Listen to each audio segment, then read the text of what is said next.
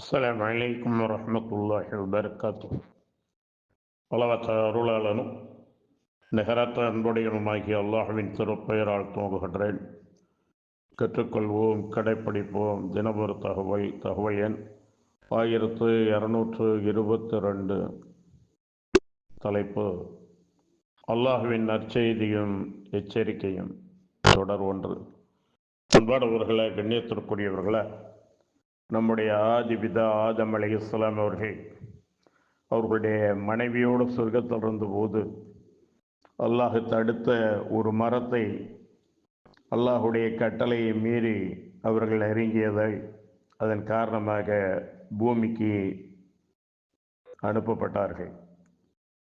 அவர்களுக்கு சந்ததிகள் ஏற்பட்டது. அந்த இருவரிலிருந்து நாம் ஆண்களாக பெண்களாக இன்று வரை பழகி பெருகி இருக்கின்றோம்.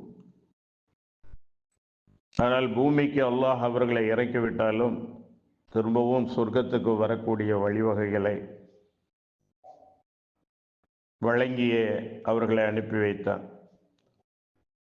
முதல் மனிதரும் முதல் இறை தூதருமான ஆதம் அலைஹிஸ்ஸலாம் அவர்களிலிருந்து இறை தூதரும் இறுதி தூதருமான முஹம்மது ஸல்லல்லாஹு அலைஹி வஸல்லம் அவர்கள் வரையிலும் இறை தூதர்கள் அனைவருக்குமே அந்த வழிகாட்டுதல் அல்லாஹ்வால் வழங்கப்பட்டது. அவர்களுக்கு வேதங்களை வழங்கினான். அந்த வேதங்களை விளக்கக்கூடிய ஞானங்களை வழங்கினான். எவர் என் சொல் கேட்டு என் நேர்வழியில் நடக்கின்றார்களோ அவர்களுக்கு திரும்பவும் சொர்க்கம் உண்டு.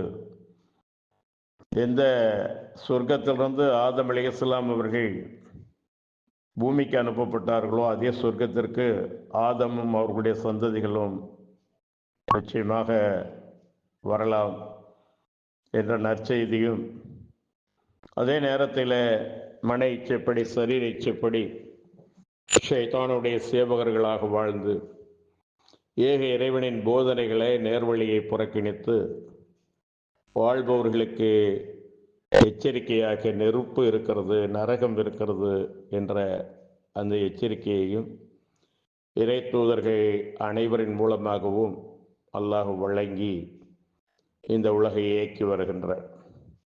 அன்பானவர்களே, கண்ணியத்திற்குரியவர்களே, ஒவ்வொரு இறை தூதருடைய பண்பும் இதை போதிப்பதாகத்தான் இருந்தது. ஒன்று, நீங்கள் அல்லாஹ்வை ஏற்றுக்கொள்ளுங்கள், என்னை தூதராக ஏற்றுக்கொள்ளுங்கள், படைத்தவனை படைத்தவனாகவும் அந்த படைத்தவனால்